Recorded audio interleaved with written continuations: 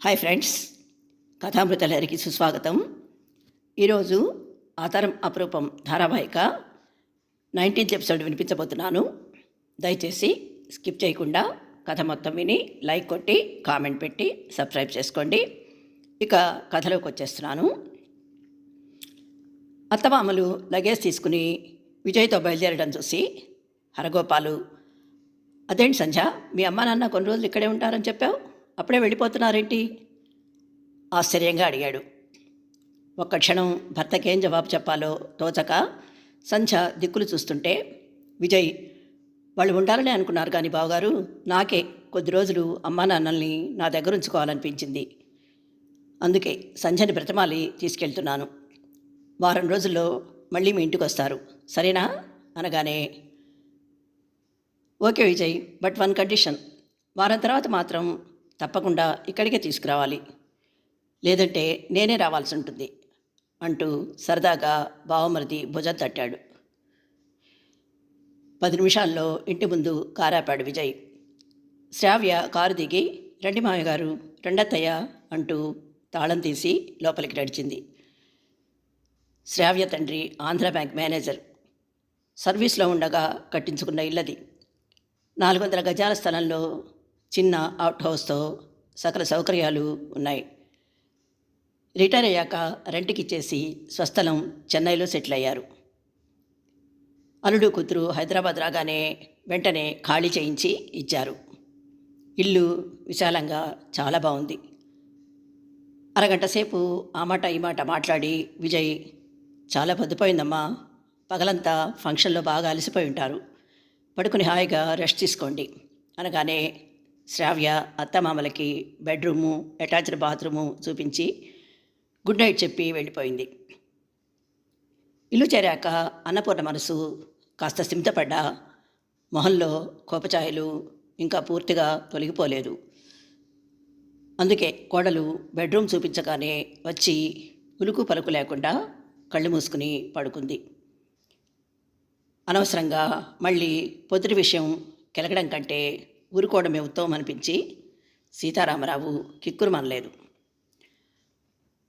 ఉదయం భార్యాభర్తలు ఇద్దరూ లేచి స్నానం పూజ కానిచ్చుకొని బయటకు వచ్చి ఫోన్ మాట్లాడుతుండగా ఎదురుగా ఉన్న అవుట్ హౌస్లోంచి కమ్మటి సువాసన నాసికాపుటాలకు సోకడంతో లోపలికి రాగానే, విజయ్, అవుట్ హౌసు ఎవరికైనా అద్దెకిచ్చారా? బ్రష్ చేసుకుంటున్న కొడుకుని కుతూహలంగా అడిగాడు.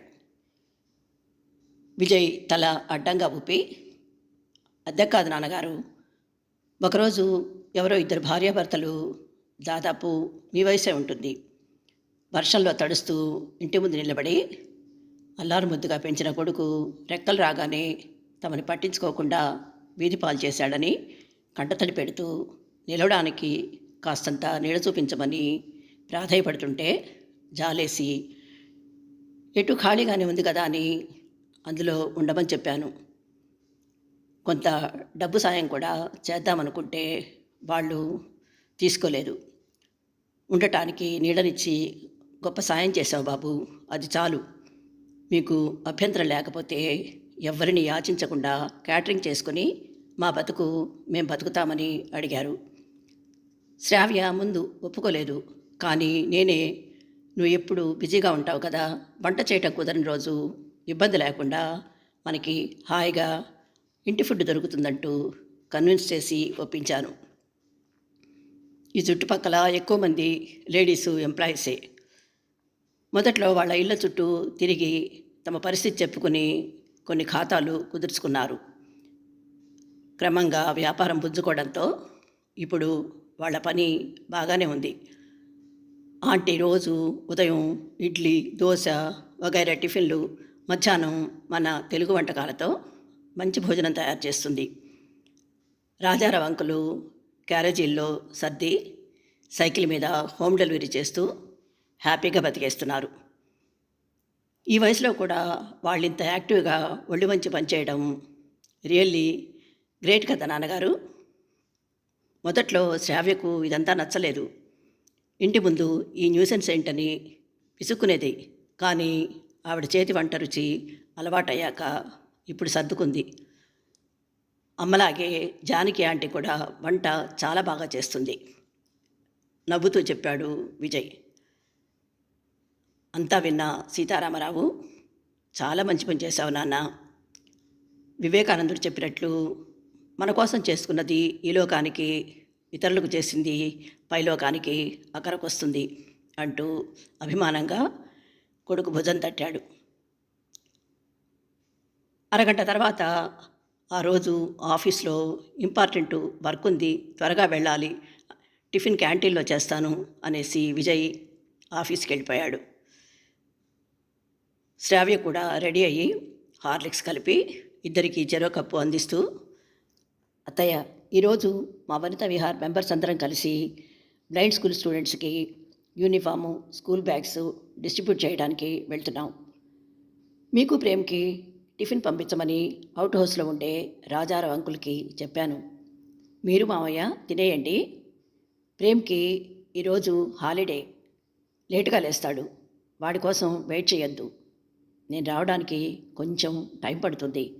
మీరు వంట ప్రయత్నాలేం చేయకండి.